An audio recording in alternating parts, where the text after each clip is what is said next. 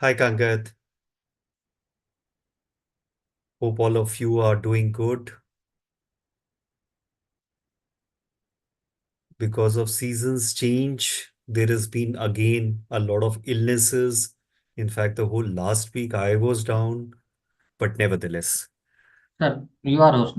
thank you very much. Thank you very much, Firoz. You can go in case you want. Okay, Mhm. so without much ado, let's start. In fact, we are talking about approaches to diaspora studies. Can you see my slide and hear my voice properly? Can you see the slide and hear my voice properly? Okay, perfect. Thanks. Thanks, Deepthi. Okay, so we are doing approaches to diaspora studies. Again, as I said, people who have joined, who have not attended a lot of earlier units, there'll be some sort of a repetition, but here we are doing the core concepts in terms of some amount of theory and methodology. And so let's look at how there are various approaches to diaspora studies. Let me again on the onset tell you that academics and scholarly pursuits is not about right and wrong. Based on scholarship and based on perspectives or point of view, scholars look at things in a particular way, and based on their looking, they argue or construct a theory or a methodology based on a particular point of view. Now, with a new scholar, that point of view might change, or with new data, the point of view might change. So, a lot of times you will see that some of the theories are counterproductive in the sense that one theory says something, whereas another theory says another thing. But that's because of the fact that there is a new amount of data which has come in, or a new scholar has started looking at thing in a particular way. So never come into academics by this thing about right and wrong, or this watertight compartment approach. It doesn't work. There is a lot of overlap which happens, and that's how you tend to understand perspectives on a particular subject, because each subject is nuanced. There is nothing known as a particular way to look at things. There are multiple ways to look at the same thing. So let's look at the various approaches to understand the concept and phenomena of diaspora. We have been talking diaspora since a lot of units. And if you have seen that many a time, there has been a certain amount of confusion as to who do we define as a diaspora. Does any person who just goes across a national border becomes a diaspora, or is there multiple ways? What are the multiple approaches? So there are four major approaches which evolved in the context of other parallel programs in with political economy, technological revolution, and global events in the last 3 or 4 decades. So the way to understand diaspora could be from a class perspective. It could be from an ethnic and religious perspective, linguistic and subnational perspective, and national perspective. And let's break it up broadly to see how it works. And all these perspectives will change the way the diaspora is defined or the diaspora operates. So let's look at the class approach. Variety of classes within broad communities. No community is homogeneous. We have seen no community, ethnic community, religious community, class community, any community, nothing is homogeneous. Even a small family, a nuclear family is not homogeneous. That's because there is the way human beings are structured. Every one of us understands things in a very different way. Anytime or every time people say that, oh, it's a homogeneous country or a homogeneous class or a homogeneous entity. There is never known as a homogeneous stuff. There's always heterogeneous, there is always diversity, disparity, etc., etc. And their composition, it again depends on their composition, destination country, resourcefulness, engagement. Different classes of diasporic communities have not only different level of access to culture, linkages, resources, but also role of home and host countries towards them. A very interesting, I was reading a research which they did in terms of Rhodes Scholarship. Rhodes Scholarship is given by University of Oxford, and they found out that among the various Rhodes Scholarships which were given in India, predominantly has gone to students from elite institutions. And we all know access to elite institution is class based, and somehow in India class is very directly related to caste. So they were talking about, they were breaking it up into higher caste and lower caste, and more often than not most of these scholarships have been gone to elite institution, upper caste. So that's how the class approach makes a difference.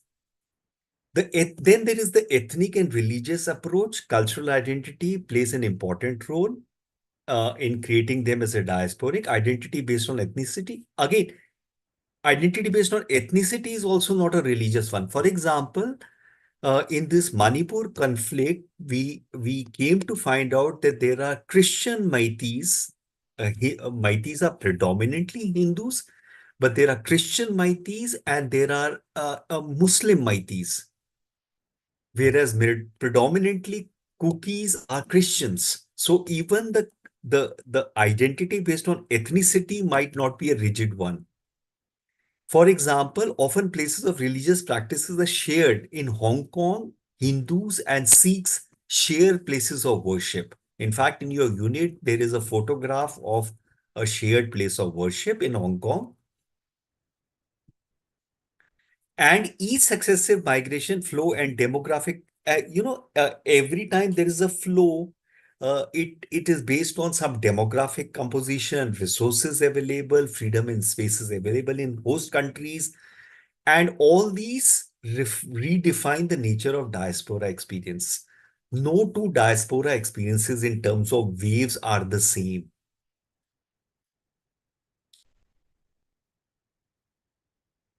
Then there is the linguistic and subnational approach. Real strength of diasporic community and their linkages are at the regional level. So there is a Telugu diaspora, Gujarati diaspora, Tamil diaspora. In fact, we have seen that even the linguistic, integrity is broken because, for example, Andhra Pradesh was the first state in the country which was based on language. But we have seen subsequently the language itself could not hold Andhra Pradesh being split into Telangana and Andhra Pradesh based on a further sub identity. But in terms of diaspora, linguistic becomes a marker. And then there is the nationalist approach. Nation or nationality is very core of diasporic identity. So whenever you are outside, you are an Indian. And then once you are identity as an Indian, then that Indian identity is subdivided into a Punjabi, a Telugu, a Guju, a Maharashtrian, etc., etc. Anderson, who theorized the nationalism and imagined community, observed the long distance nationalism is a means of strengthening ethnic identity. And now with internet and faster means of communication or transportation, this long distance nationalism is a lived reality. Globalization, further amplified by digital technology, provides more variety of interactivity with peer group. So today, uh, instant messaging happens. You can do FaceTime. Immediate, movement of information happens. Uh, Talks about long distance. Digital and social media allows participation in a range of political activities of a nation state through online campaigns, fundraising, lobbying.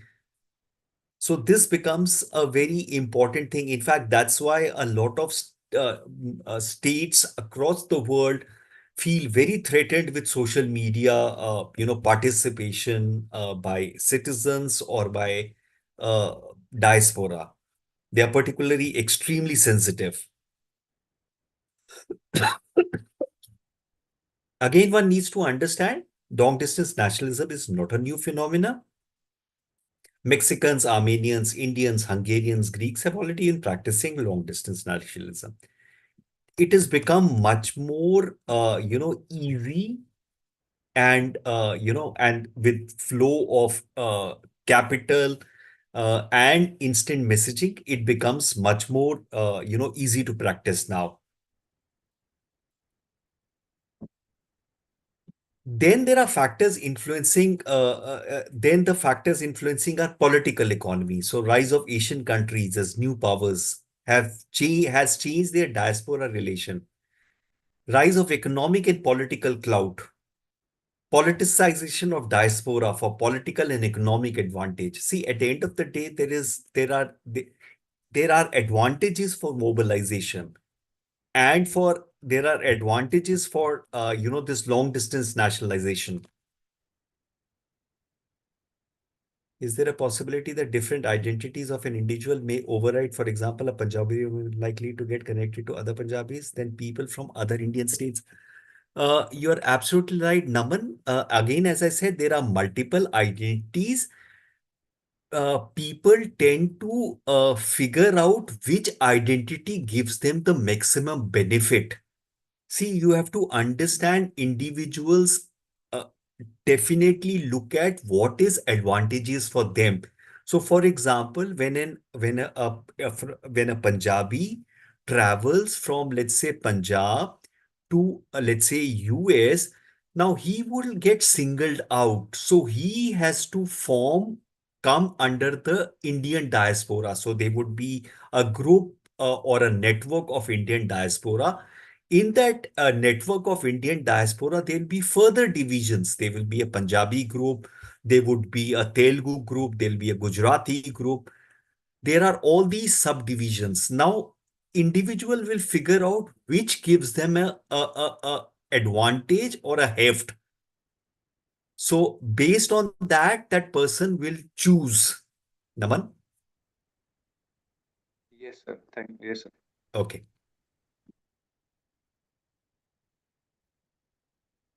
As diasporic social formations are consolidated, their own new elites and political entrepreneurs aspire to become. See, inevitably, remember, political processes or politics is an inherent part of the human society. Even if you see animal society, there is a politics. There are alphas in various animal formations. So similarly, in the diasporic formations, once they become affluent, they look at the new elites and political aspire to become leaders, brokers. Everybody wants to acquire that power in the sense that that power is looked off as a respect. It's hierarchical. A settlement as with the governments of the former homelands. So, for example, look at this FOMA Malayali Association, they are inviting the CM of Kerala. Now, inevitably, if they are inviting the CM or the actors of so this is a political process. Whoever is the association would want to, then make those networks. Once you are able to make those fact networks, then you are able to lobby with the governments, Kerala Lok Sabha. So, essentially, these are real politics which happens. And this is not just in India, it is across the world. That's how lobbying, networking, political formations do happen. Homeland governments are crafting enticement ranging from dual and special citizenship. Inevitably, then there are people in the diaspora who would like to act as intermediaries that gives them the power with the local governments, with the host governments. So it's a constantly negotiating or moving space.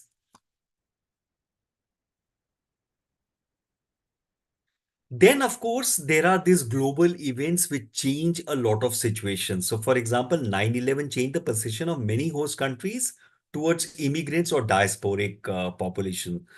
Especially, for example, in the US, things towards Arabs and Sikhs.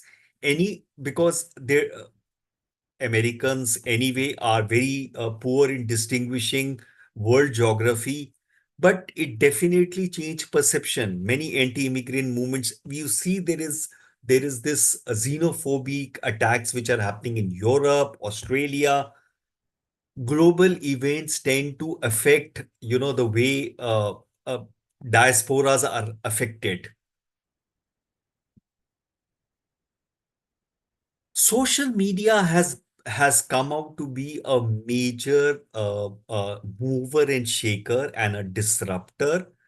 About 57% of the global's population use social media. Average amount is about 2 hours 24 minutes, are well networked today than ever before. In fact, the sub networking, besides the national identity approach, the sub networking are very much possible using social media. And with social media, messages get passed very fast.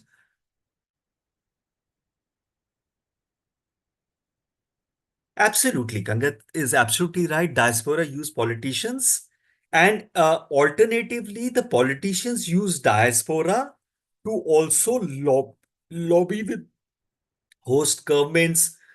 Essentially, remember in geopolitics, there is a whole lot of lobbying and currying favors, which happens both ways. So, not only diasporas use the homeland politicians, the homeland politicians also use the diaspora to cut deals, to do various kinds of lobbying, soft power.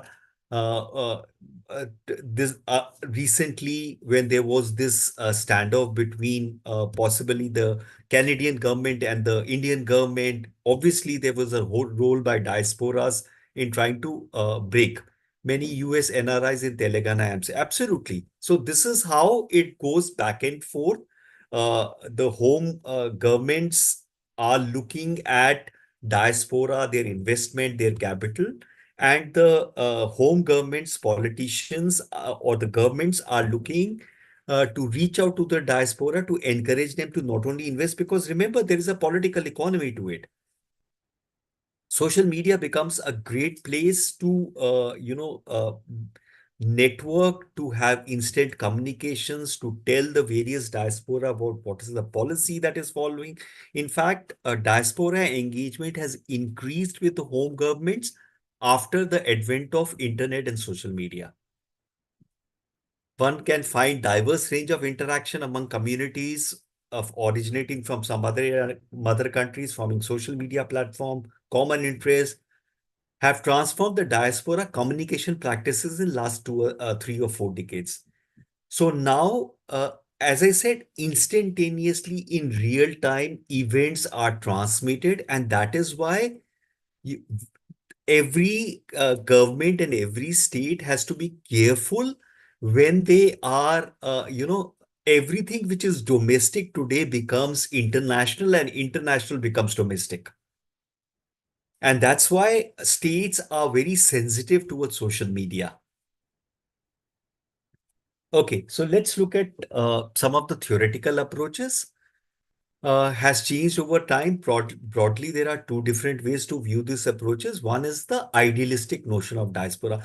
We've been always talking about, in fact, a lot of talk of diaspora had been the Jewish classical model. And we've also seen that for a large part of the diasporic studies, people used to look at the Jewish model and make a model about diasporas. Diaspora is a community that is victimized. Formation of diaspora is due to violence and pain, considered as a loss of homeland. This is the idealistic notion. But subsequently, diasporic studies did a change, and uh, and this idealistic model is relatively static, does not take into account of dynamics of globalized forces, evolution of nation state, experience of communities that is mediated through various globalized forces. And then came the present-day inclusive approach. That includes all international migrants, refugees, widely used over the period. Almost all deterritorialized communities come under the umbrella of diaspora. So last time there was this question when the partition happened, India's partition happened between India and Pakistan. In one particular approach, all those people who traveled from Pakistan to India were called diasporas because there are two nation states involved. Among the theoretical approach, it was Safran which first started the earliest scholars to define diaspora and his six major characteristics. We have seen that multiple times over multiple units. Then it was Butler who defined diaspora as a framework for study for specific process of community formation. Another scholar which we have heard a lot about is Vertovak. Vertovak talked about diaspora as a social form, diaspora as a consciousness, and diaspora as a mode of cultural production. So what was this social form? Social form is the typical experience of Jews.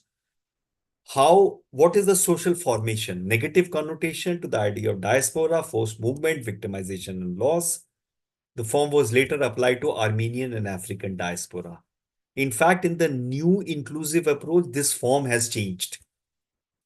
Diaspora as a consciousness, contemporary transnational communities constituted negatively by experiences of discrimination. Now, again, some diasporas might feel a sense of discrimination in a host countries, but others may not.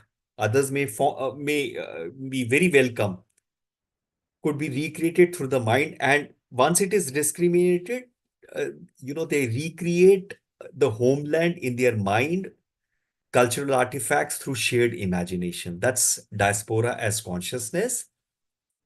And the third is a mode of cultural production. So irrespective of whatever happens, they do maintain some amount of culture which continues. Conception of identity which does not fade even after hybridity. So we had seen in the units on South Africa how Indian culture became hybrid with African culture, and yet there was some amount of Indianness, and they maintained that Indian culture. That is like diaspora as a mode of cultural production. Now, home itself is, defined differently. In the case of diasporic population is always ambiguous and incomplete. It is never as fixed and permanent as the ideal perception of home, and typically indentured labor taken from India, taken somewhere else, let's say Mauritius. From Mauritius, a child is born and then the family moves into Kenya. From Kenya, it goes into US. Now, which is home? It is never fixed and permanent as the ideal perception of home assumes it to be. Private, safe, fix, a shelter to return to. That's an idealization. Does not correspond to any kind of home anywhere in the late modernity, because again, late modernity is a period of constant movement. People are constantly moving. Professionals, if you see, are constantly moving. What would we define as home? People, for example, people in the forces, for them, for their children, what would be home? Because they constantly move, where symbolic and real boundaries of space and privacy are blurred. So home itself, the concept of home becomes difficult. Question the stable and inward-looking nature of home and argues that a sense of place does not depend on its stability and purity. Rather, it depends on its unique position as a point of intersection in the wider context of relation. So nostalgia, strangeness, and a sense of loss intensity intensify the effects of making a house a home. So wherever you are, you create, or wherever you have the best memories of, is defined as a home. So that itself changes in terms of the diaspora identity, how they relate. And more often than not, most of us who possibly have stayed in a particular place may not understand this sense of loss or nostalgia or the concept of home.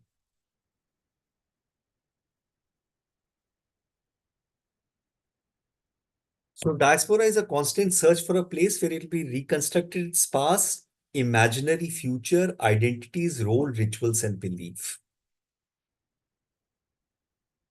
Gilroy and Clifford have paved the way for a decidedly non-essentialist So more often than not, diaspora is not an essentialist understanding.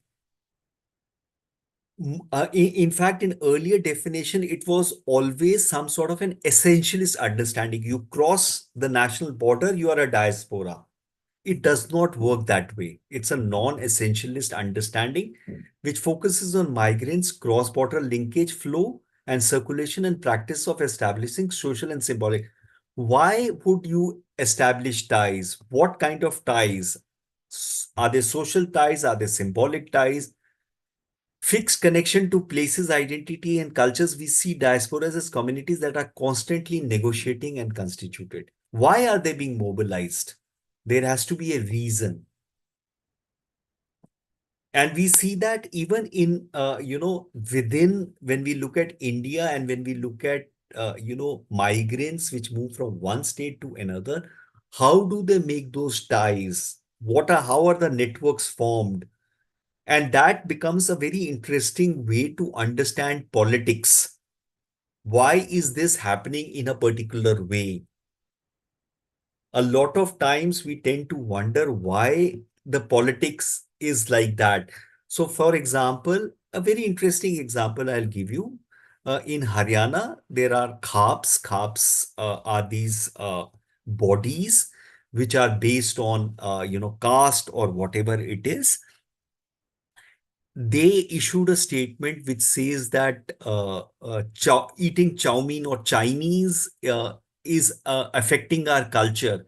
So a lot of people laughed on that statement. But there was a reason why they stayed, because it was fast food. Fast food happened when, young boys and girls are eating together. Obviously, there is a change of culture. This is a part of globalization affecting local. All these things affect the traditional power structures. So that's how it works out. Constantly negotiating and constituted. In the 20th century, the upward mobility, the irresistible flow of capital, information technology, and people destabilize the traditional identity paradigm. A static sense of nation state based cultural identity. And that's what happens. The traditional identity paradigm is affecting. So, and with globalization and with this media, there is a whole lot of inward flow of various cultures. At the same time, there's an outward flow. But that inward flow of cultures or ideas or messages tend to, uh, disrupt the traditional power structures, and they fear a sense of they feel threatened. Two contradictory movements: mobility and replacement of our bodies destabilize a traditional sense of identity that was usually deep rooted in a sense of nation state. People are constantly moving. Multinational, you take a job in a multinational, or let's say even a, a, a job in forces. You're constantly moving. So, that thing about stability or a sense of identity. And for example, even today, when you're taking a multinational job, you're moving from one country to another country to the third country. What is your sense of nation state? In fact, that is what they say, deterritorialized. Then localism or nativism simultaneously increases as a reaction and resistance to global forces from the locals. More things come in, there is a reaction. That's where you will possibly understand when there was a reaction in Maharashtra against, let's say, the Tamils or the people from UP and Bihar. This is what is called the local identities. And especially when we go into the politics of identity, then it becomes a slippery slope. And we have seen this the world over. So today, for example, Europe is going through this sense of, anti-immigrant, thing where a lot of right-wing parties are coming in on the wave of trying to stop migrants from coming in.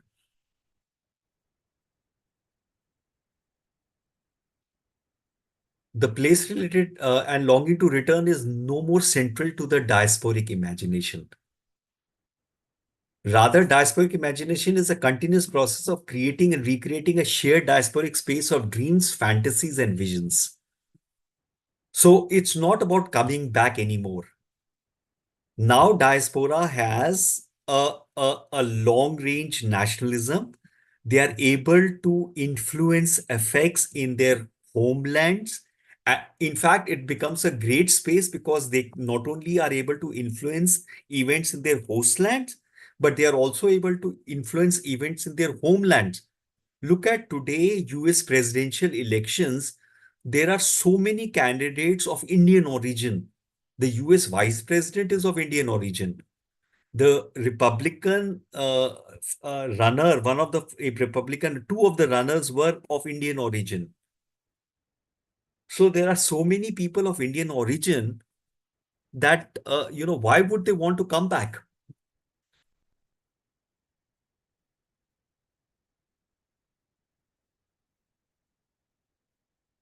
The diasporic imaginary emerges at the intersection of global transnationalism and renationalization. So remember, it's no longer the nation is no longer contained in terms of a geographical boundary, but the nation has reached out to the whole world.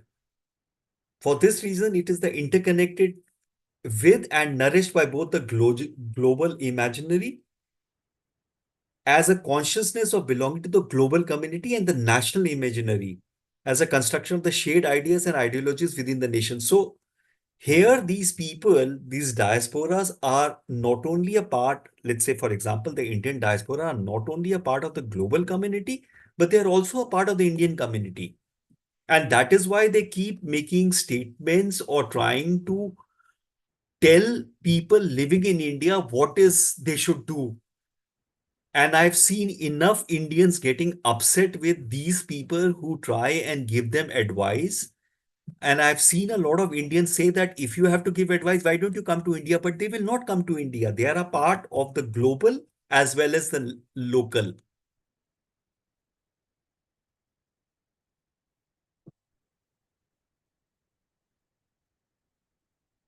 Swadesh, what is this thesis? Sir, in 2008, Mr. Sampath Pulluri is Huh. from Telangana, Karimnagar district. He Okay. made a study. He got a fellowship university. Okay. He made a study how rural power structure changed by the mobility. Okay, okay, wonderful. Thank you. Thank you Yeah. for sharing this. So see, this becomes logical because now, and inevitably, what would typically happen is for a lot of people who are stuck in a power, a traditional power structure in a local will now move out, acquire that capital, and then start influencing and changing power structures. And then there will be this clash between the traditional local power structures and the supra power structure, which is trying to come from outside. And this is happening across. This you will see, in fact, remember we saw that article about these people who are coming from Orissa, Bihar, and UP and working in Kerala and then putting money back and creating those big houses and those culture. Obviously, when capital flows, so with politics, so with other things, this would naturally happen, and then there will be a backlash. So this is how we need to see how things are. Thank you, Swadesh, for mentioning that. most powerfully and often violently interconnected with. And so the global image and the local image, the national image today, you negotiate. The diasporas are negotiating that. Okay. Summing up, diaspora, heterogeneous group based on their historic experience, location, and factors, carry variety of subjective experience. Four major approaches: class, ethnic and religious perspective, linguistic and subnational, and national perspective. As a subject, study needs more nuanced approach. There are also diasporas who have conflicting interests with their home countries, and often the relationship is violent. There are some references and suggested readings. It's part of the unit. I think let me stop sharing. Okay. Any questions? So, in fact, Swadesh, I think there would be more people doing such research now, because there's been a lot. Indian diaspora is one of the biggest diasporas in the world, and these become very interesting topic. How these diasporas are changing the power structures in the various rural areas or city structures. How is politics getting affected by these diasporas? For example, in during the Punjab elections of, I think, 2017, there was a lot of stories about how the Punjabi diaspora across the world was coming back to canvas for individual political parties. So obviously, the political parties are maintaining these diaspora connects.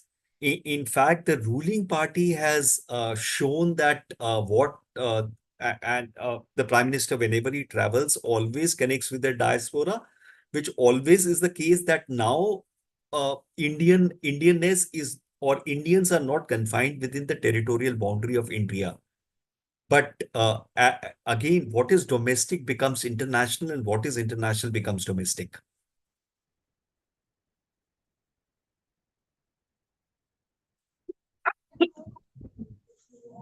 Yes, Praful. Sir, you said that we are heterogeneous community, sir, but I think we are homogeneous community, especially in India, sir. Here we are following caste. In caste, we are following Gotra.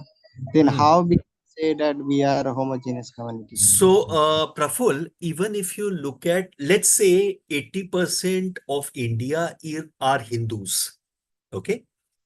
Among the Hindus, if you note, and I'm sure you know, there is not a particular god that all Hindus worship, number one. So even if you look at the religion is subdivided into multiple gods and multiple faiths or rituals that they practice. So even if you take a small state like Himachal, in Himachal is one of the smallest states. Each area of Himachal has a different Devi, and there are different prayers or a different ritualistic way they are practiced. Then, if you come down from the religion and you divide into caste, the castes are further divided into goths. The Jats, let's say, the Jats of Haryana and the Jats of UP are different in terms of their practicing, or in terms of marrying, or in terms of various rituals they perform. So, Praful, how does that make it? In fact, their food is different. That is what is called heterogeneity. And a very interesting example I give is, again, I live in state of Haryana. Again, predominantly Haryana is Hindus. But if I travel, and one end to Haryana to second end is about 250 kilometers. That's a 5-hour journey. Travel that 5 hours and the language change, the dialect of the language changes, the food pattern changes, the ritual changes, everything changes. We are not homogeneous, Praful. हम जितने heterogeneous हैं, हमें खुद भी नहीं पता कि हम कितने हेट्रोजीनियस हैं. How much heterogeneous we are, We don't even know because the country is so big and diverse and in so many numbers that we have no idea how it works. Praful? Yes, sir. Sir, Okay. when I was writing article, then very interesting things come while writing my article, sir.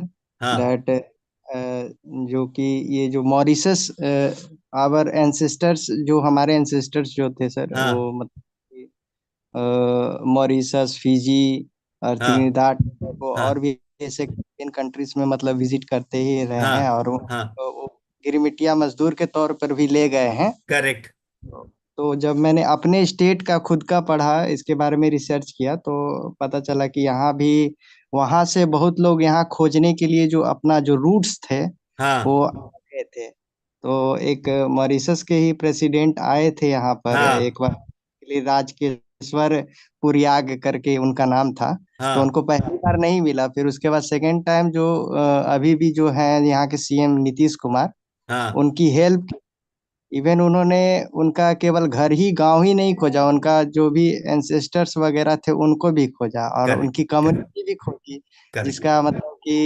वो यहाँ के Noniya community से belong करते हैं okay वो। Okay और यहाँ एक बिहार में एक प्रोग्राम भी स्कीम भी है ओके नो योर रूट्स करके ये स्कीम चलता है बिहार में ओके उन लोग। तो ये सब चीज मतलब इसको पढ़ने से प्रफुल्ल मतलब कौन से डिस्ट्रिक्ट के हो आप बिहार में? Sir I am from Bihar sir. Bihar में कहाँ से? बिहार में Jehanabad. Janavad se. Okay. Praful was talking about, for people who could not understand Hindi, Praful was talking about Bihar. He's from Jahanabad in Bihar. And he was talking about Mauritius. People from Mauritius come to Bihar to search for their roots. We know the fact that indentured labor were taken from Bihar, UP, and those places, and they went to Mauritius, Guyana, Suriname, etc., etc. So all these people come back, and that's what Praful was talking about. Praful, absolutely. In fact, Indians are there across the world. A lot of them practice some sort of culture, which we also do not practice now. It was, and that is the case not just with Indians. I was telling you this case study of El Salvador, where there are African El Salvadorians, there are the European El Salvadorians, and in fact, people from Africa are going to El Salvador to meet this African descent El Salvadorians who have customs which even the Africans have forgotten. And that's how cultural flow happens. Today, world over, cultural flow happens like that. Culture keeps on moving. There are certain people who preserve certain cultural norms, and that's how things move. Thank you, Yes, sir. Praful. In Mauritius, Ah, yes, in Mauritius, sir, I further studied that 5.1% of people speak Bhojpuri there. absolutely. In fact, Bhojpuri is spoken in other places also. South Africa also, sir. South Africa also. Absolutely, absolutely, Praful. Great, great. Very good. When you write this article and it gets published, please share it with everybody. Yes, sir. I shared the abstract, sir. Okay, thank you very much. Each state has many dialects, castes, so India is heterogeneous. Absolutely, Kangat. Kangat would be the best person to know this because he moves about in his job. So, of course, there is, when I moved around in Haryana, I was surprised which each district that I went, the dialect was so much different, and so much so that when I went to a border district of Sirsa, I just couldn't understand the language they were speaking, and they were speaking, what is that? A dialect called Bagadi, which is between Haryanvi and Rajasthani. So it's a very interesting thing. Anyway, any other question? Yeah, sir. Today you pointed out uh, Telugu diaspora. Hmm. Earlier, it was a before bifurcation of Andhra Telangana. Huh. It is a called in US Telugu Association Okay. and Andhra North America Telugu Association, NATA, ATA, like this. Nowadays, it's separated by the Telangana people. They are also Oh, leading organization.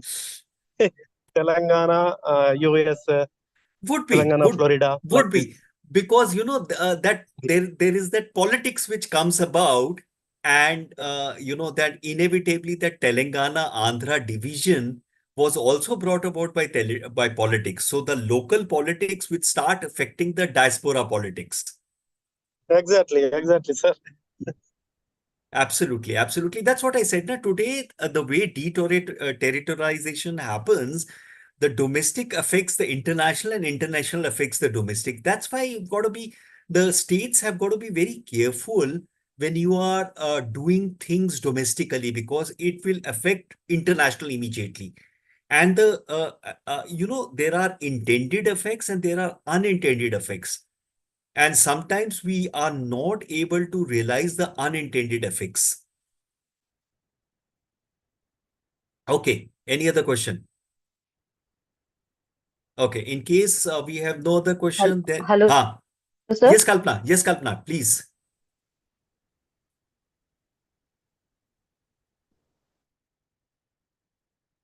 Yes, Kalpana. People like Hanji.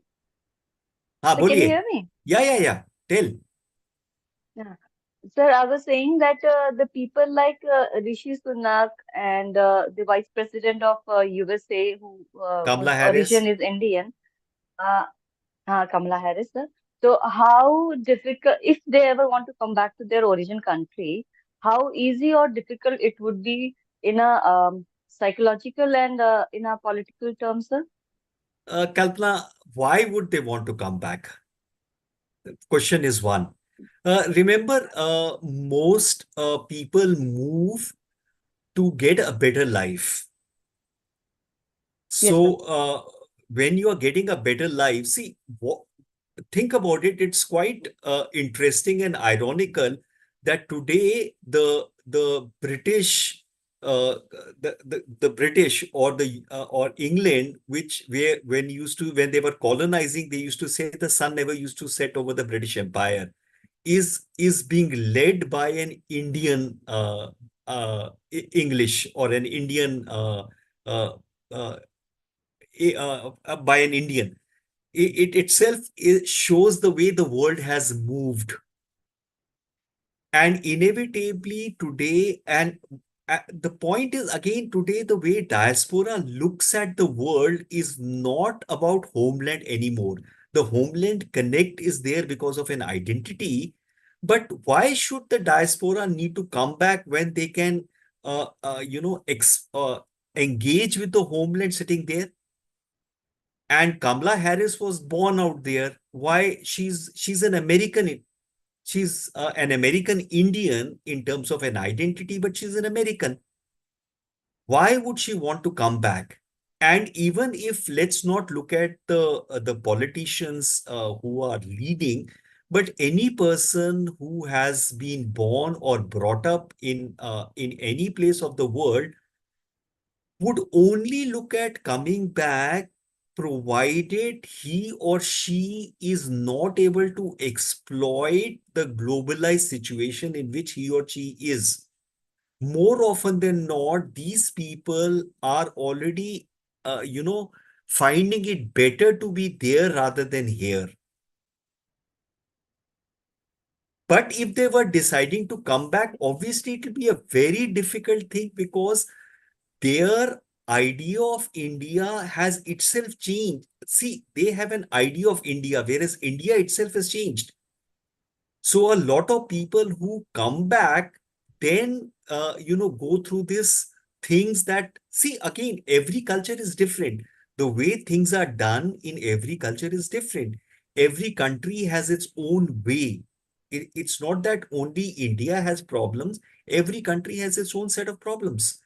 So you are used to a particular way of doing things, and then you move into a new culture where there's a new way of doing things. Why would I do that? Kalpana? Yes, sir.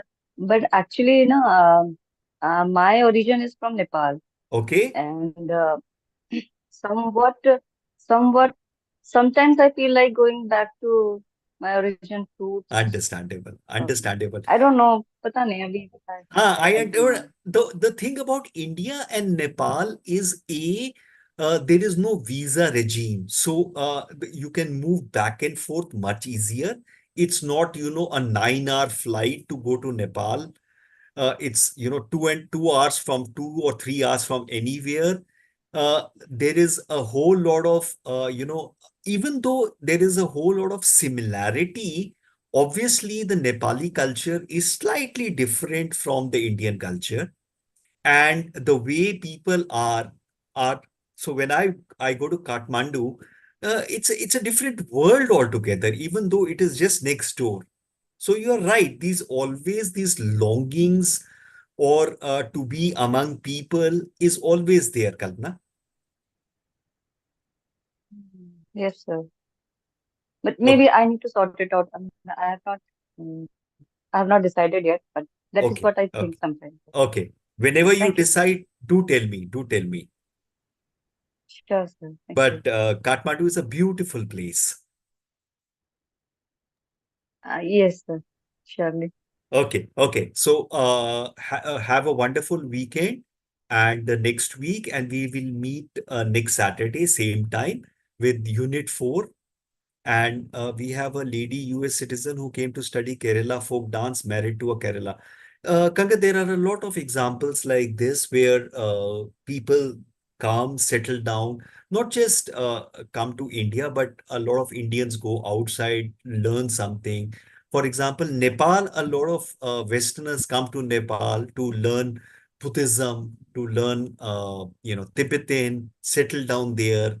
So these kind of exchanges are happening across the world, and that's what the modern diaspora becomes that much more nuanced, and to study them becomes that much more nuanced.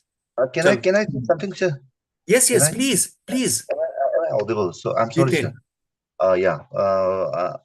Yeah. For the last, many classes, I could not be in this thing present Okay, because of okay, the no problem, no problem. I'm from Manipur, and then because of the prevailing situation and various things, I could not attend.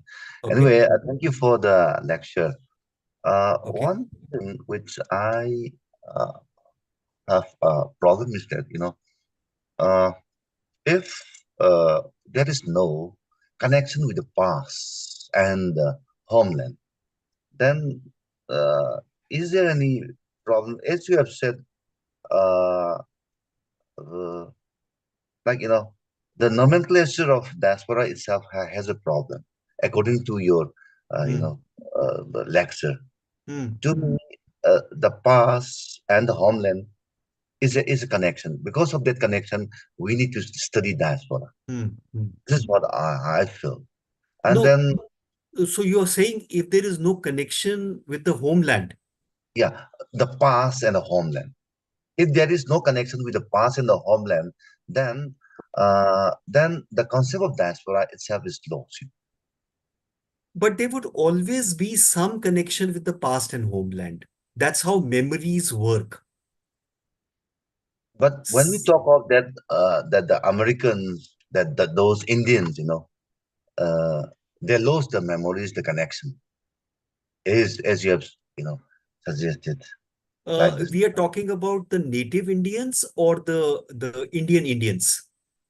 Indian Indians, No, but Indian Indians have maintained their culture of the past India, what they knew. In okay, fact, Indians in America might be much more traditional and regressive than the Indians in India. okay, So, see, uh, J how do you pronounce your name? Jitain. Jitin. Okay, Yeah, I'll call you that Jitin. Mansuman is my surname, sir. Okay. So, Jitin, inevitably, the human being works on the basis of memories. Everything that we do is based on certain memory that we have. That's how, and culture is a way that memory is taken forward. That is what, yeah, exactly. So we cannot see human beings cannot survive without some identity, and that identity is based on some memory. I am so and so.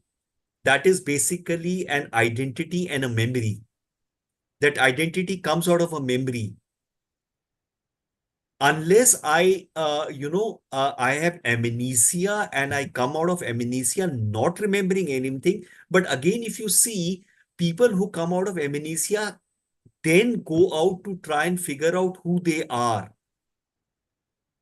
We cannot survive in vacuum. We have to have some basic anchor is very important. Mm. So, and inevitably, culture rituals are a way of anchorizing humans. So, those identities, and we have multiple identities. So, we have a national identity, we have a religious identity, we have a sub-regional identity, we have a cultural identity, we have identities of being a male, being a female, etc., etc., etc. So, all these identities and all these identities work parallelly. That means there needs a boundary. Am I wrong, sir? Sorry? That that means there needs a boundary. We definitely see we need to at any moment of time be anchored to some identity without which it becomes very difficult for us to survive. Anyway, we can discuss next in the Okay, next time. Jiten, this is a very interesting thing to talk about. Yeah. Next class also, let's carry on this. We have short out the time. Whenever you are able to come to the class, come to the class. Yeah. You can always reach out to me. I have shared my mobile number. I'm not on WhatsApp, so I'm not a part of the group. You can write to me also on my email. I have a little doubt, that's why, I'm just querying this. No, perfectly fine, Jiten. Doubts are always welcome. And as I keep saying, this is the way we enhance our perspective into understanding the subject. Thank you, sir. Okay.